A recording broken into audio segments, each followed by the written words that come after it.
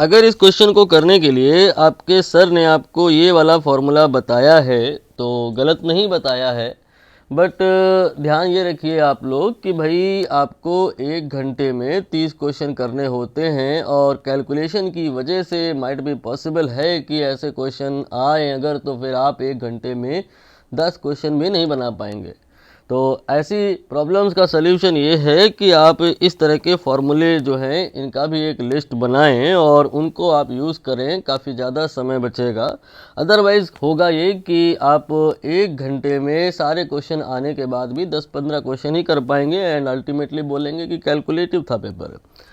तो ये क्वेश्चन जैसे कि मैं आपको दिखा दूं कि अगर आप ये फॉर्मूला दिमाग में रख लेते हैं तो फिर 1 सेकंड में हो जाएगा। 1 सेकंड क्या, वर्बल हो जाएगा। कैसे कि यहाँ पर 0.414 इलेक्ट्रॉन वोल्ट के बराबर की एनर्जी दे रखी है। यहाँ हमें मिली इलेक्ट्रॉन वोल्ट में रखना है, यानी कि 1000 से गुणा करना होगा। यानी कि यहाँ पे हमें इस फिगर में जब 1000 से गुणा करना होगा तो 414 रखना होगा। बाकी कैलकुलेशन है, आप कर लीजिए। यहाँ से टी की वैल्यू आ जाएगा, ये आएगा 2, ये हो जाएगा 1600 गुणे 2, दैट विल बी 3200। तो ये एक ट्रिकी क्वेश्चन था कैलकुलेशन के पॉइंट ऑफ व्यू से। तो हेलो एवरीवन, हम लोग डिस्कशन करने वाले हैं जेई मेन के 2024 के सेशन 1 के 27 जनवरी के शिफ्ट 1 के पेपर को। तो पहला क्वेश्चन ये रहा आपकी स्क्रीन पे। यहाँ पर बोला गया है कि प्लेन में कोई बॉडी वाईजेड प्लेन में जब मूव कर रही है तो उसका जो पोजीशन है वो दिया हुआ है और हमें निकालना है यहाँ पे velocity. Velocity we need to find out. तो वेलोसिटी को निकालने के लिए हमारे पास में एक फॉर्मूला होता है, दैट इज़ ds/dt। मतलब डिफरेंशिएशन करना है हमें ओवरऑल इस रिलेशन का। तो ये 2 ऐसे ही लिखा जाएगा और ये जो टी स्क्वायर है इसका डिफरेंशिएशन आएगा 2t एंड जे कैप ये कांस्टेंट है ड्यूरिंग डिफरेंशिएशन, ये ऐसे ही लिखा जाएगा। एंड अलोन कोई कांस्टेंट होता है तो उसका डिफरेंशिएशन 0 होता है। Expression for velocity will be 4t j cap. Now at t बराबर 1 we have to find out that. तो यहाँ t 1 रख देंगे तो v आ जाएगा 4 देन जे कैप। तो वेलोसिटी होगा यहाँ पे 4 मीटर पर second along y direction. Question number 2 देख लेते हैं। क्वेश्चन नंबर 2 बोला गया है कि विस्कोसिटी जो है किसका, गैस का, विस्कोसिटी गैस का ज़्यादा होता है लिक्विड से। तो ये एक थ्योरेटिकल पॉइंट है, एक प्रकार का फैक्ट है, आपने याद रखना होगा कि जो विस्कोसिटी होता है गैस का लिक्विड की तुलना में कम क्या, बहुत ही कम होता है। तो ये स्टेटमेंट पूरी तरह से गलत है। दूसरा statement, surface tension, surface tension liquid की जो है वो डिक्रीज करती है।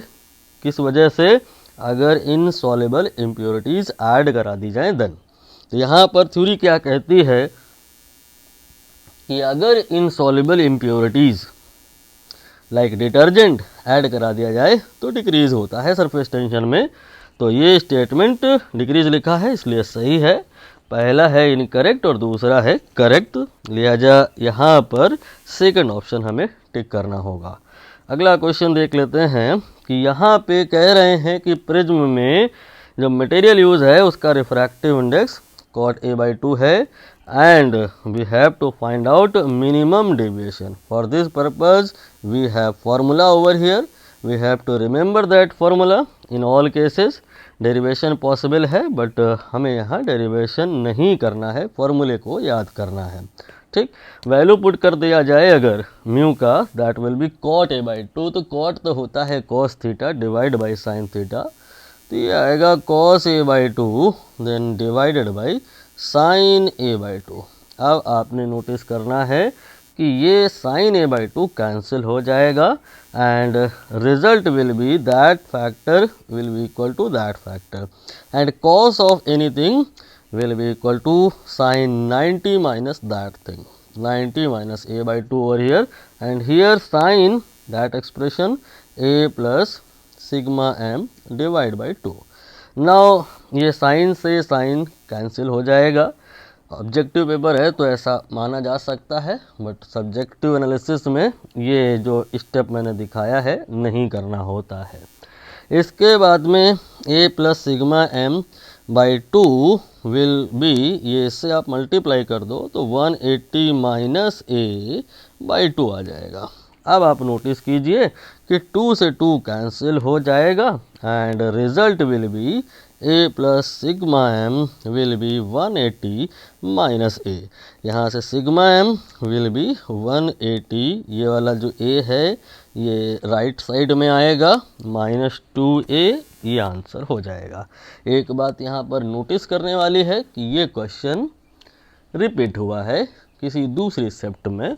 तो ऐसा होता है कि अगर आप किसी लास्ट की शिफ्ट में पेपर देने जा रहे हैं तो पुरानी शिफ्ट के अगर पेपर करके जाएं तो माइट भी आपको क्वेश्चन मिलते जुलते दिखाई दें, माइट भी एग्जैक्ट दिखाई दें। ये तो एग्जैक्ट रिपीट हुआ है। अब अगला क्वेश्चन देखते हैं। ये थोड़ा सा एप्टीट्यूड लॉजिकल क्वेश्चन हो जाएगा कि कह रहे हैं कि प्रोटॉन है, मूव कर रहा है, जिसका वेलोसिटी कह रहे हैं, ध्यान दो कि वो कांस्टेंट है। तो वेलोसिटी अगर कांस्टेंट है तो इससे आपको ये शिक्षा मिलनी चाहिए कि इलेक्ट्रिक फील्ड अगर होगी, that electric field will create a force will be equal to QE and due to that force there will be an acceleration QE by m। तो इलेक्ट्रिक फील्ड अगर है केवल और मैग्नेटिक फील्ड नहीं है तो संभव ही नहीं है कि वेलोसिटी कांस्टेंट रह पाए because of this much acceleration.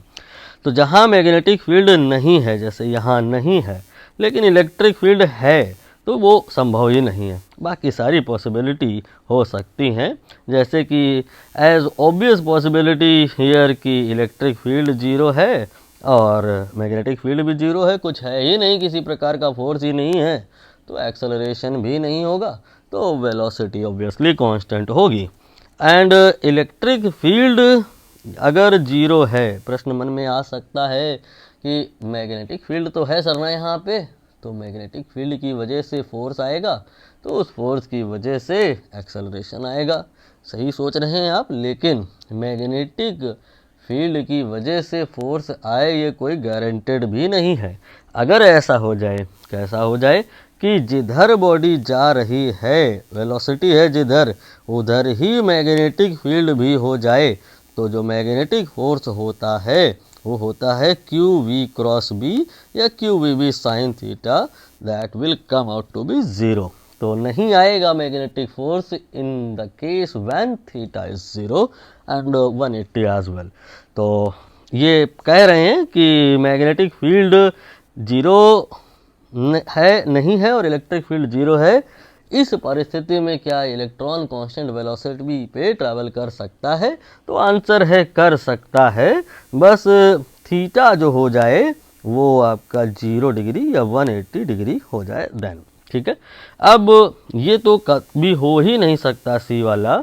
अब डी की बात करें तो ये भी संभव है कि भाई इलेक्ट्रिक फील्ड है। आप बोलोगे सर आपने कहा कि इलेक्ट्रिक फील्ड है, तो इलेक्ट्रिक फील्ड की वजह से फोर्स आएगा, उसकी वजह से this much amount of acceleration भी आएगा, तो फिर यहाँ पर कांस्टेंट वेलोसिटी से ट्रैवलिंग कैसे होगी? अगर मैग्नेटिक फील्ड की वजह से जो फोर्स आए वो इस फोर्स को बैलेंस कर ले, मतलब स्टैंडर्ड केस है, मैं डिटेल में एक्सप्लेन नहीं कर रहा हूँ, चैप्टर वाइज सोल्यूशन जब दूंगा तो फिर डिटेल में भी इस बात पर चर्चा करेंगे क्योंकि एक इम्पॉर्टेंट केस है ये। लेकिन यहाँ एक ब्रीफ आइडिया आपको दिया जा सकता है कि अगर ऐसा हो जाए कि velocity and electric field and magnetic field ये सब म्यूचुअल परपेंडिकुलर हो जाएं, in that case what will happen? अगर इधर को लगेगा electric force that is QE, तो इधर को लगेगा magnetic force that is QVB। In that case it might be possible कि ये फोर्सेस अपोजिट तो हैं ही और इक्वल भी हो जाएं, तो नेट फोर्स 0 हो जाएगा। इन दैट केस एक्सेलरेशन भी 0 हो जाएगा। तो ये जो आपकी लास्ट पॉसिबिलिटी है ये भी संभव है फॉर कांस्टेंट वेलोसिटी। कब संभव है? जब ऑल आर म्यूचुअल परपेंडिकुलर, जब सब के सब कैसे हों? Mutually perpendicular, all are perpendicular. ठीक, तो यहाँ A B D second option correct हो जाएगा। अगला क्वेश्चन देख लिया जाए, ये रहा, बहुत आसान सा क्वेश्चन है ये। Acceleration due to gravity on the surface of earth small g की बात कर रहे हैं। कह रहे हैं कि मास कांस्टेंट है, ये मास कांस्टेंट है और डायामीटर या यू कैन से रेडियस ये हाफ हो गई है। ड्यू टू दैट स्मॉल जी पे क्या फ़र्क पड़ेगा ये हमें बताना है। ये है फॉर्मूला जो आपको पता होना चाहिए। इसमें ये फैक्टर छेड़ने नहीं है। बाकी जो आपका आर है ये रेडियस या डायमीटर यू कैन से ये हाफ हुआ है स्क्वायर ऑफ दैट। इसको सॉल्व करेंगे 4 का फैक्टर आ जाएगा। We can say that gravity at surface become 4 times, that is 4g। Now अगला क्वेश्चन देख लेते हैं। इसका डायग्राम बनाना थोड़ा कॉम्प्लिकेटेड हो जाएगा। यहाँ पर बैंकिंग ऑफ रोड से क्वेश्चन को भी किया गया है। यहाँ पर एक गाड़ी है और ये जो गाड़ी चल रही है ये हॉरिजॉन्टल रोड पे नहीं है, एक ऐसी रोड पे है जिसका ये इनर सेंटर के पास वाला पॉइंट सेंटर के दूर वाले पॉइंट की तुलना में नीचे की तरफ है।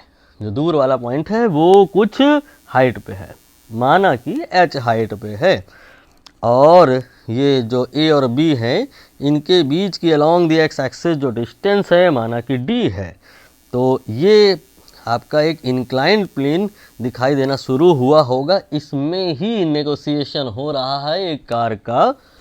तो फिर यहाँ पे उस कार का हाइट वगैरह वगैरह जो भी है कितना होगा। परिस्थिति आपको समझ में अगर आ गई है तो फार्मूला भी याद आ गया होगा। ये फार्मूला लगाया जाएगा और इस फार्मूले में अब वैल्यू रखने की बारी है।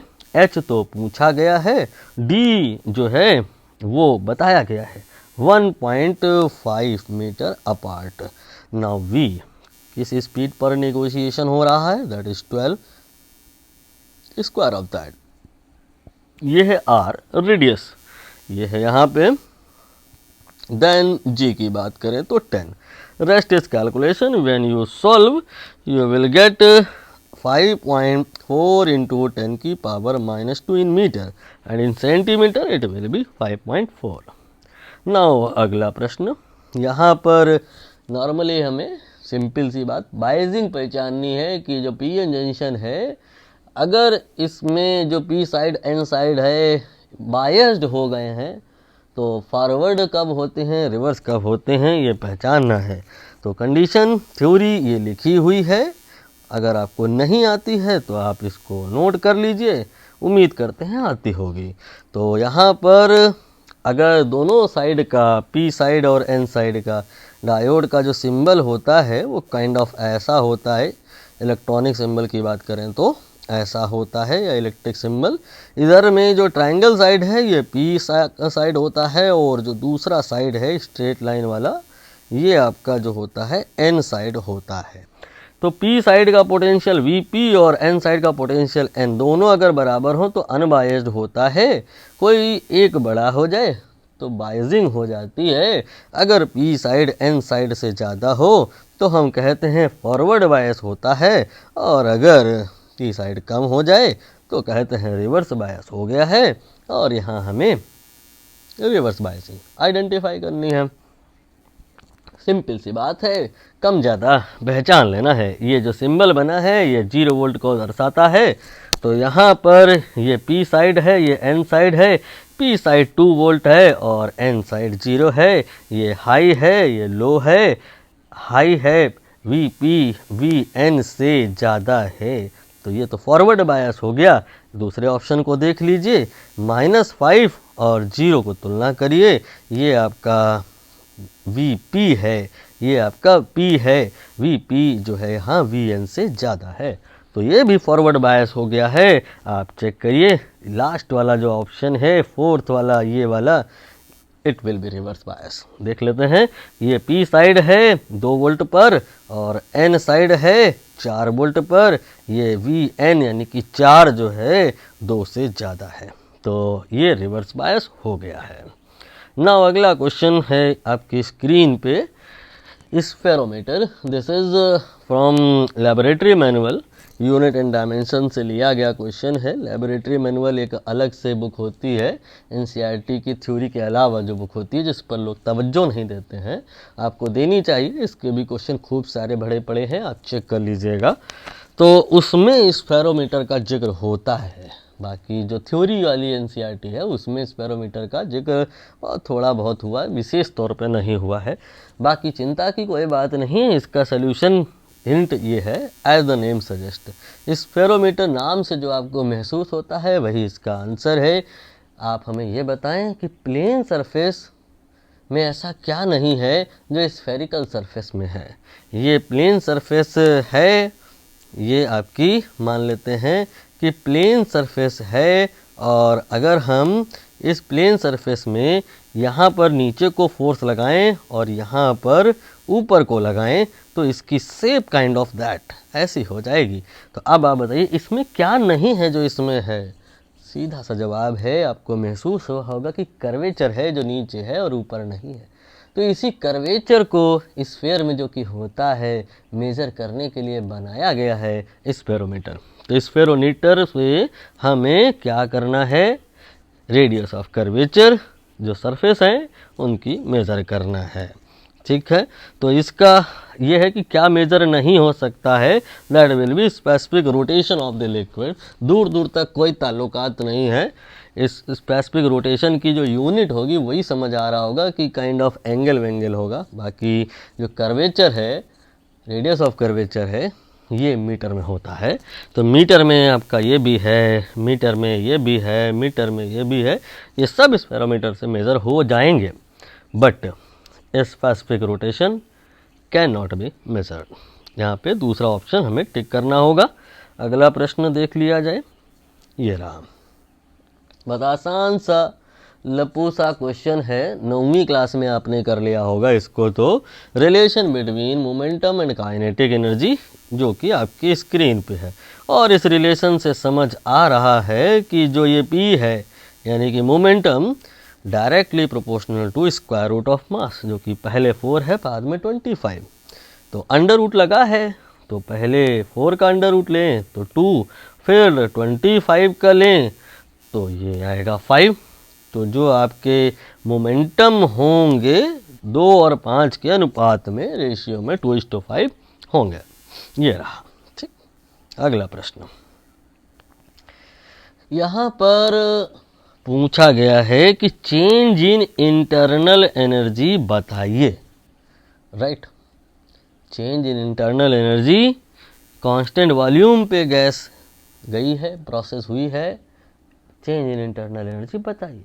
तो चाहे कोई सी भी प्रोसेस हुई हो, उस गैस में इंटरनल एनर्जी चेंज ऑलवेज होता है। डेल्टा यू बराबर पढ़ा तो आपने ये होगा NCV डेल्टा T, लेकिन मैंने लिख ये दिया है, उसका कारण है यहाँ पे थोड़ा यूनिट को गौर फरमाएं आप। ये किलो कैलोरी, इसके बाद मोल नहीं लिखा है।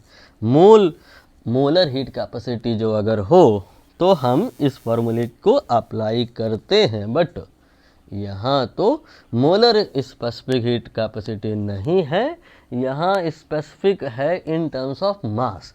तो मास स्पेसिफिक हीट कैपेसिटी होने की परिस्थिति में इस फॉर्मूले को लगाया जाता है। इन अदर केस अगर कुछ कंफ्यूजन है, इफ एंड बट है, आप कोई भी फॉर्मूला लगाएं, यूनिट जरूर पुट करें, कुछ गलत होगा आपको खुद ही समझ आ जाएगा। कैसे, देखिए m 0.08 नहीं रखेंगे, यूनिट के साथ में रखेंगे, kg जरूर रखें आप। ऐसे यूनिट में जो इश्यूज होते हैं क्वेश्चन को डील करने के लिए। नाउ SV, ये SV ये ध्यान से दीजिए, वैल्यू यूनिट के साथ में आएगी। किलो कैलोरी वाला जो पार्ट है इसको चेंज करना बड़ा ज़रूरी है। 1000 से गुणा करेंगे, पहले तो कैलोरी में होगा, फिर 4.8 से मल्टीप्लाई करेंगे तो ये जूल में हो जाएगा। जूल के बाद में ये है आपका केजी।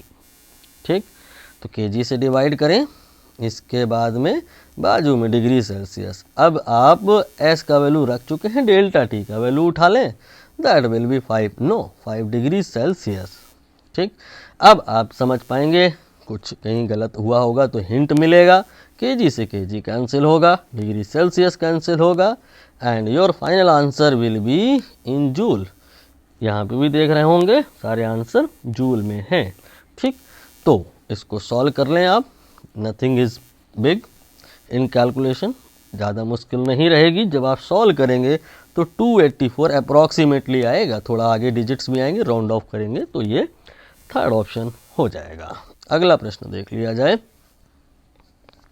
ये बोहर्स एटॉमिक मॉडल में आपने बहुत सारी चीज़ें निकाली होंगी, जैसे कि जब इलेक्ट्रॉन न्यूक्लियस के चारों तरफ घूमता है तो उस इलेक्ट्रॉन का ऑर्बिटल रेडियस क्या होता है, उस इलेक्ट्रॉन का वेलोसिटी क्या होता है, टाइम पीरियड क्या होता है, एनर्जी क्या होता है, मैग्नेटिक मोमेंट क्या होता है, मैग्नेटिक फील्ड सेंटर पे कितना जनरेट होता है, ये सब आपको आना चाहिए। घुमा फिरा करके इन्हीं में से चीज़ें पूछी जाती हैं। यहाँ पे रेडियस के बारे में चर्चा हुई है, जिसका फॉर्मूला आपकी स्क्रीन पे है। ऑलवेज जेड ज़रूर आप अपने फॉर्मूले में लिख करके रखें। बात करें अगर तो ये एन पर डिपेंडेंसी पूछी जाती है नीट में, जेड पर डिपेंडेंसी पूछी जाती है जेड पे जेई मेन में, और आर नॉट ये जो होता है कौन कौन सी चीज़ों पर डिपेंड करता है, ये बात बहुत ज़्यादा कठिन हो जाती है तो पूछी जाती है जेई एडवांस में। क्योंकि लेवल डाउन हो गया है, अब जेई एडवांस मेंस में हो गया और मेंस नीट में हो गया, तो नीट में ही एन पर डिपेंडेंसी पूछ लेते हैं। यहाँ भी वही हुआ है। पहले केस में जो आर है वो एन पे डिपेंड कर रहा है, ये देखिए थर्ड ऑर्बिट पे है, तो जो फैक्टर आएगा एन है ना, एन स्क्वायर है तो 9 आएगा, तो 9 की जगह आप आर लिख सकते हैं, इक्विवेलेंट टू आर। दूसरे हिमालय में चौथे ऑर्बिट पे इसको पहुंचा देना है तो 16 इक्विवेलेंट टू आर डैश। तो यहाँ पर हम कह सकते हैं R dash by R will be equal to 16/9। Now R dash from here will be 16/9 divide by multiplied by R. ये रहा आंसर। ठीक है, अगला प्रश्न। इस तरह के क्वेश्चन भी बहुत सारे आते जाते रहते हैं। बेसिकली घुमा फिरा करके इस चैप्टर में है तो फैराडे लॉ ही कि फ्लक्स के होने से कुछ नहीं होता, होने से कुछ नहीं होता, चेंज होता है तब कुछ होता है। तो अगर मैग्नेटिक फील्ड मान लीजिए किसी रीजन में है, ये वो रीजन है लेट अस सपोज जहाँ पे मैग्नेटिक फील्ड है, ठीक है, और इस रीजन में दो बातें हो सकती हैं कि बाहर से एक कॉइल आप अंदर लाए, तो बाहर कॉइल से अंदर आए तो कॉइल पहले वहाँ थी जहाँ फ्लक्स नहीं था और अब अंदर ले आए तो यहाँ फ्लक्स है। दूसरी क्या बात हो सकती है कि इसी कॉइल को आप मैग्नेटिक फ्लक्स जहाँ मैग्नेटिक फील्ड जहाँ है वहाँ पहले से है और अब बाहर निकाल रहे। तो दो बातें हो सकती हैं बेटा, कौन कौन सी की, ये मैग्नेटिक फील्ड का रीजन है और इस रीजन में बाहर से कोई कॉइल अंदर लाई जा सकती है और अंदर से कोई कॉइल बाहर लाई जा सकती है। दोनों ही कंडीशन में फ्लक्स चेंज होगा। एक में फ्लक्स जीरो से नॉन जीरो हो गया है और दूसरे केस में नॉन जीरो से जीरो हो गया है, ठीक, बट फ्लक्स तो चेंज हुआ ही है। जब भी फ्लक्स चेंज होता है ईएमएफ इंड्यूस होता है। उस इंड्यूस ईएमएफ का फ्रॉम द फैराडे लॉ जो फॉर्मूला है वो ये है।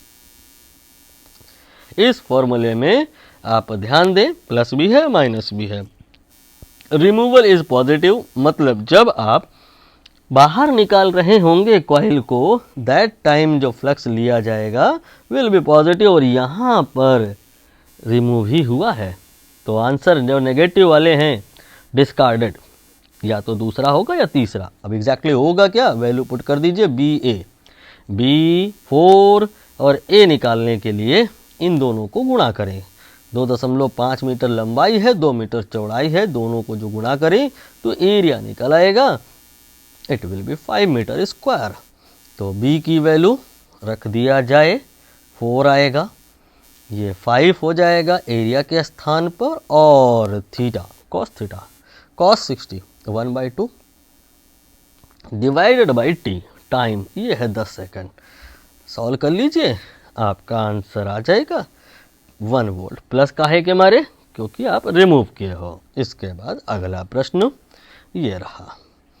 इस प्रश्न में आप ध्यान दें, क्या ध्यान दें कि पोटेंशियल का फॉर्मूला मेन जो होता है वो तो Q/R होता है, लेकिन अगर हम बात 1D में करें तो R की जगह X रखें, 2D में करें तो डिस्टेंस फॉर्मूला R निकालने के लिए हर एक परिस्थिति में, चाहे 1D हो 2D 3D हो, डिस्टेंस फार्मूला लगा सकते हैं।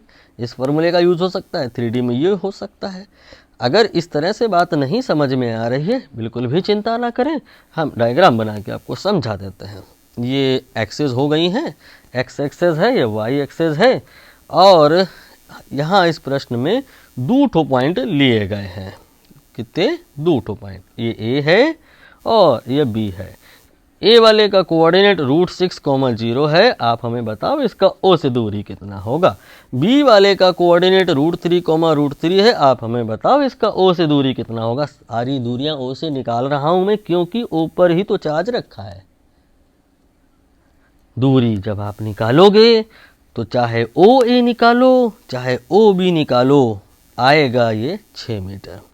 ओ बी निकालने में अगर दिक्कत है, डिस्टेंस फॉर्मूला लगाएं आप, अंडर में √3 का होल स्क्वायर, अंडर में y का यानी √3 का अगेन स्क्वायर, तो ये √6 आ जाएगा। तो ओ ए ओ बी दोनों ही बराबर आएंगे, और इनकी जो वैल्यू होगी दैट विल बी √6 मीटर, यानी कि बराबर है कुल मिला के। तो ए पॉइंट पर अगर पोटेंशियल निकालना चाह रहे हो तो ओ पर जो चार्ज है इस फॉर्मूले में लेंगे आप, ए की जो ओ से दूरी है वो लेंगे आप। जब बी पर पोटेंशियल निकालेंगे ड्यू टू ओ तो क्या करेंगे, ओ पर जो चार्ज है वो लेंगे आप, बी की जो ओ से दूरी है वो लेंगे आप। तो हर परिस्थिति में हर चीज़ सेम है जब, तो पोटेंशियल जो होगा ए का वही होगा बी का, इसलिए ये जो डिफरेंस है 0 आ जाएगा। अगला प्रश्न, प्रश्न संख्या 44।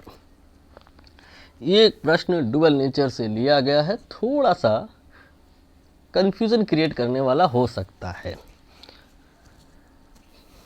देखिए यहाँ पे प्रश्न ही समझ में नहीं आ पा रहा होता है, इसलिए पहले तो आपको जो थ्योरी में इधर साइड में प्रोवाइड किया हूँ पर फोकस करें। फोटो इलेक्ट्रिक इफेक्ट नाम की एक चिड़िया है, आपने सुना होगा। उसमें कुछ फोटो पैरामीटर्स होते हैं, कुछ इलेक्ट्रिक पैरामीटर होते हैं। फोटो मतलब जो फोटोन से रिलेटेड होते हैं, लाइट से रिलेटेड होते हैं, और इलेक्ट्रिक जो उस एक्सपेरिमेंटल सेटअप में due to photon current flow करती है से रिलेटेड होते हैं। यहाँ पर हम इनको चेंज कराते हैं तो इनमें क्या फ़र्क पड़ता है ये देखना होता है, some time graphically, some time ऐसे ही वर्डिंग में। तो frequency and intensity of incoming light अगर चेंज कराई जाए तो stopping potential and photo current में क्या फ़र्क पड़ेगा, इस चीज़ का स्क्रीनशॉट जरूर ले लीजिएगा। सारी चीज़ें एक साथ याद रखने में आपको हेल्प करेगा ये माइंड मैप। यहाँ पे फ्रीक्वेंसी से स्टॉपिंग पोटेंशियल रिलेटेड है, मतलब जो स्टॉपिंग पोटेंशियल चेंज कराना चाहते हो फ्रीक्वेंसी चेंज करानी पड़ेगी, इंटेंसिटी से कोई फ़र्क नहीं पड़ेगा। ये वाली बात विशेष तौर पे अंडरलाइन कीजिएगा। क्या? नो क्रॉस रिलेशन एग्जिस्ट का मतलब ये है कि stopping potential intensity not related, photo current and frequency not related. Intensity और फोटो करंट बताइए रिलेटेड है या नहीं? तो जवाब है हाँ, फोटो करंट चेंज हो सकती है अगर इंटेंसिटी चेंज कराई जाए तो। बट एक और कीवर्ड है यहाँ पे क्वेश्चन में कि जो लेंस यूज किया गया है लाइट को सेटअप तक पहुंचाने के लिए, दोबारा वाले केस में भी अगेन उसी डायमीटर का ले लिया गया है। तो जो इंटेंसिटी होती है, ये दूसरी बात, transmitted by lens is directly proportional to the area of aperture. लेकिन उतने ही अपर्चर का, उतने ही डाया का जो लेंस अगर तुम फिर से ले लिए हो तो उतनी ही इंटेंसिटी फोटो इलेक्ट्रिक इफेक्ट वाले सेटअप पे गिरा रहे हो तो उतनी ही करंट अभी भी बहेगी। चौथा आंसर इसका आ जाएगा। देख लो जी अगला क्वेश्चन, 9वीं क्लास के स्टैंडर्ड का क्वेश्चन है ये। इसमें सर जी ऐसा है कि पहले 1000 किलोग्राम का कोई बॉडी है, हॉरिजॉन्टल डायरेक्शन में जा रहा है 6 की स्पीड से। ये m1 और u1 दे दिए, 1000 गुणे 6। फिर इसके बाद में m2 2000 का दूसरा बॉडी है, वो पहले कहीं जा वा नहीं रहा है तो 0 मान लेंगे। फिर इसके बाद में जब रख दिए आप, उसी में ऐड कर दिए तो दोनों टुगेदर एक साथ जाएंगे। तो ये 1200, ये वही वाली बात हो गई कि एक चलते हुए गाड़ी पर ऊपर से कोई मान लो पक्षी आके गिर पड़ा उसमें ही, तो उससे उस गाड़ी की स्पीड पे फर्क पड़ सकता है अगर सिग्निफिकेंट मास का बर्ड लिया जाए देन। यहाँ है सिग्निफिकेंट मास, तो फिर आंसर आएगा, सॉल्व कर लीजिए। ये आपका 6000, ये 1205 मीटर पर सेकंड हो गया। ठीक, अगला प्रश्न। अगला प्रश्न है कुछ इस प्रकार से कि हमें ईएम वेव की इंटेंसिटी निकालनी है। फॉर्मूला इसी प्रकार से याद कीजिएगा जिस प्रकार से मैंने लिखा है। इसमें बहुत सारी चीज़ें हिडन है। सम टाइम इंटेंसिटी पूछा जाता है जैसा कि यहाँ, सम टाइम रेडिएशन प्रेशर पूछा गया है जैसे कि अगले पेपर में, सम टाइम एनर्जी डेंसिटी पूछा जाता है किसी और पेपर में। तो सब कुछ इसी में है, आपने ऐसे याद करना है। रही बात इंटेंसिटी की तो इसको क्रॉस मल्टीप्लाई कर देने का, epsilon naught ERMS whole square then multiplied by C। ये एप्सिलॉन नॉट की वैल्यू दी हुई है, न दी गई होती तो भी याद ही करनी पड़ेगी। ERMS ये आपने ऑल्टरनेटिंग करंट में काम किया है। पीक वैल्यू जो होती है उसमें √2 से अगर कर दें डिवाइड तो RMS वैल्यू आ जाती है। Now square of that, now C speed of light 3 × 10⁸। यहाँ से आंसर आएगा। एक विशेष बात ध्यान पूर्वक सुनिएगा,